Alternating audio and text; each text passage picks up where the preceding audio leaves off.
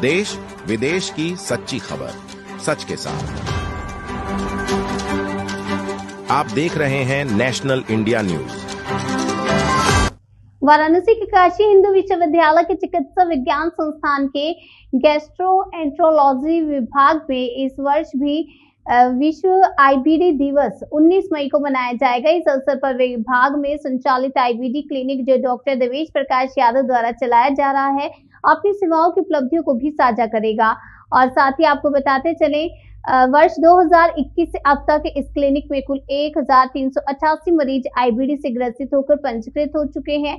IBD यानी inflammatory bowel disease एक दीर्घकालिक सूजन संबंधी बीमारी है जिसमें क्रॉन्स डिजीज और अल्सरेटिव कोलाइटिस प्रमुख रूप से शामिल होते हैं। बीमारी आंतों में गंभीर जलन और सूजन पैदा करती है। भारत में इसके मरीज की संख्या तेजी से बढ़ रही है। एक अनुमान के अनुसार देश में करीब 15 लाख लोग आईबीडी से पीड़ित हैं, जो कि स्वास्थ्य तंत्र के लिए एक बड़ी चुनौती बनती जा रही है। विश्व आईबीडी दिवस का उद्देश्य इस बीमारी के प्रति जागरूकता फैलाना और समय रहते इलाज की आवश्यकता को जागरूक करना है।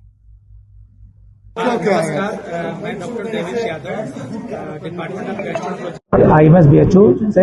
हम लोग 19 मई को प्रतिवर्ष वर्ल्ड आईबीडी डे के रूप में मनाते हैं, विश्व आईबीडी दिवस। तो आईबीडी जो है इन्फ्लेमेटरी बाउल डिजीज को कहते हैं और इसमें हमारे हाथों में छाला पड़ जाता है या अल्सर की समस्या होती है। बेसिकली 2 टाइप का होता है, अल्सरेटिव कोलाइटिस और क्रॉन्स डिजीज। तो आईबीडी के जो मेन लक्षण होते हैं, पेट में दर्द का होना, लूज मोशन होना, डायरिया होना, शौच में खून आना, वजन का गिरना, खून की कमी होना, तो ये सब जो मुख्य लक्षण हमारे आईबीडी के होते हैं।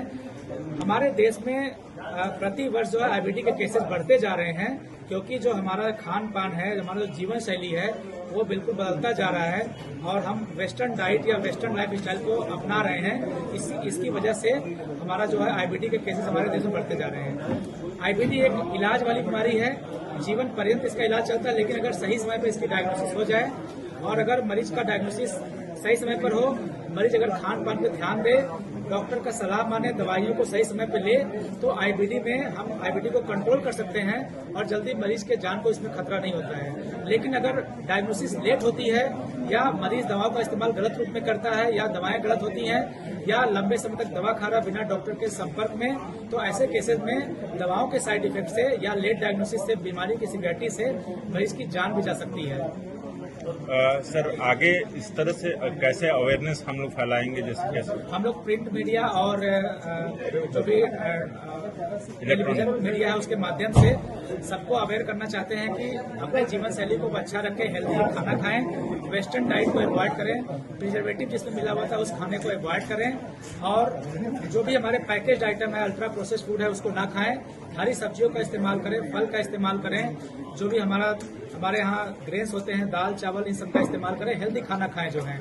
और अगर आपके अंदर कोई लक्षण है, पेट में दर्द है, शौच में खून आता है, डायरिया होता है, वेट लॉस हो रहा है, आपके अंदर खून की कमी है, तो अपने गैस्ट्रो के डॉक्टर के संपर्क में आकर के कम से कम जांच कराएं। जांच बहुत जरूरी है, जांच करने से आईबीडी का पता चल सकता है। सर, एक मल प्रत्यारोपण के लिए वो शॉर्ट में बताइए।